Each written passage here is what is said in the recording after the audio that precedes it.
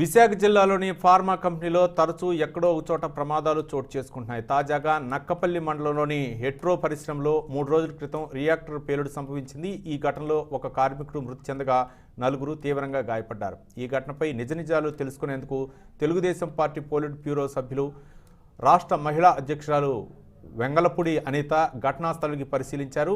హెట్రో పరిశ్రమలో భద్రతా లోపం కారణంగానే ప్రమాదం జరిగి ఉంటుందని అనిత అభిప్రాయపడ్డారు. నియోజకవర్గంలోని హెట్రో, డక్కన్ పరిశ్రమల్లో భద్రతా ప్రమాణాలపై నివేదిక 10 రోజుల్లో అందించాలని, లేనిచో ఆందోళన బాట పడతామన్నారు అనిత. దీనిపై మరింత సమాచారాన్ని విశాఖ నుండి మా ప్రతినిధి కీర్తి కన్నబాబు అందిస్తారు. రోజు నిత్యం ఏదో ఒక చోట ఏదో ప్రమాదం చోటు చేసుకుంటూనే ఉంది. ఈ నేపథ్యంలోనే నక్కపల్లి మండలంలో ఉన్నటువంటి రాజీపేట సమీపంలో ఉన్నటువంటి హెట్రోడెక్స్లో గడిచిన కొద్ది రోజులుగా జరిగినటువంటి ప్రమాదం ఏదైతే ఉందో ఆ ప్రమాదంలో ఇప్పటికే ఒకరు మృతి చెందినటువంటి విషయం, అలాగే మరొక 4 తీవ్ర గాయాలైనటువంటి పరిస్థితి ఇక్కడ చూడొచ్చు. అయితే అధికార తాలూకా బలంతోనే కొంతవరకు కూడా ఇక్కడ ఉన్నటువంటి విషయాలు ఏమి కూడా బయటకు పొక్కకుండా చేస్తున్నారనే వాదన కూడా మరోవైపు వినబడుతుంది. అయితే ఈ నేపథ్యంలోనే ఈ రోజు ఇక్కడ ఉన్నటువంటి విషయాలు తెలుసుకోవడానికి రాష్ట్ర మహిళా అధ్యక్షురాలైనటువంటి వెంగళపూడి అనిత గారు ఇక్కడ రావడం జరిగింది.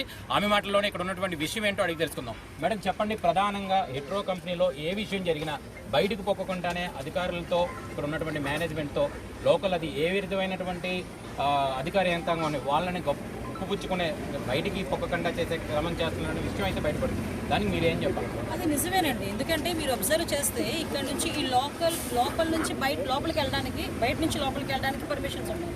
ఈవెన్ ప్రజాప్రతినిధులుగా ఉన్న మాలాంటి వాళ్ళకి కొన్ని సందర్భాల్లో ఇందాక మీరు వచ్చినప్పుడు చూసారు, 20 మంది వెళ్ళండి, లేదా మీ 2 వెళ్ళండి, 3 వెళ్ళండి, 4 వెళ్ళండి. అక్కడ ఇన్సిడెంట్ జరిగింది, ఒకరు చచ్చిపోయారు. అదేంటంటే ఇన్సిడెంట్ చనిపోవడం, ఒకరు చనిపోవడం అన్నది ఎవరిదైనా ప్రాణమే చనిపోయారు. దాని ఇంపాక్ట్ చుట్టుపక్కల ఉన్న గ్రామాల మీద పడుతుంది.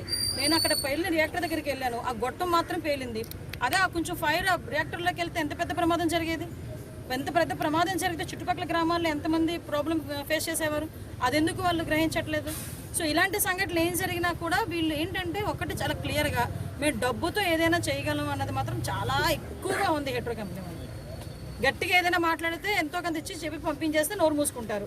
ఎవడో చచ్చిపోయాడు, ఆ చనిపోయాడు ఎందుకు చనిపోయాడు ఏంటి విషయం అంటే వాళ్ళు ఏదో రకంగా కూలప్ చేస్తారు.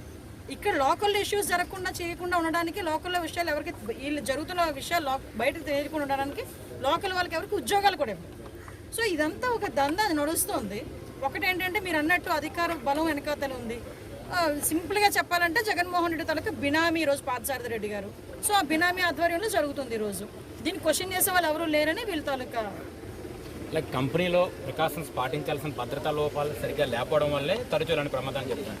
మీరు లోపల చూసినటువంటి విషయాలు మీకు ఏమన్నా అంటే నేను వాళ్ళని అడిగాను కూడా. నేను అక్కడికి వెళ్ళిన తర్వాత ఒక షెడ్ లోపల రియాక్టర్స్ ఉన్నాయి. రియాక్టర్స్ అక్కడ ఏదైతే కెమికల్ వేస్తారో ఆ టిన్స్ ఉన్నాయి. ఆ టిన్స్ నుంచి ఇప్పటికీ కూడా పొగ వస్తుంది. నేను అడిగా ఏంది అది, ఎందుకు అలా వస్తుందంటే ఈ మెటీరియల్ రియాక్టర్లో వేస్తారండి. సో నేను చుట్టూ చూసాను, ఫైర్ సంబంధించిన ప్రికాషన్స్ ఉన్నాయేమోనని. ఆ చుట్టుపక్కల అయితే నాకు కనిపించలేదు. నేను అడిగాను వాళ్ళని, ఎందుకు లేవంటే లోపల వాళ్ళకి ఇన్బిల్ట్ ఉంటాయండి మాకు. మరి ఇక్కడ జరిగితే ఏదో చెప్పారు, 2 లారీలు ఏదో ఉన్నాయి, ఇవన్నీ కూడా ఫైర్ ప్రికాషన్ లారీలు అవి ఉన్నాయని చెప్పారు. ఏం జరిగినా నేనేమంటానంటే ప్రికాషన్ అన్నది బెటర్ దాన్ క్యూర్. ఏదైతే కంపెనీలో జరుగుతున్నటువంటి చాలా విషయాలు కూడా బయటకు పొక్కకుండా గోప్యంగా ఉంచుతున్నారనే విషయం కూడా ఇక్కడ చాలా పెద్ద ఎత్తున అయితే వినబడుతుంది.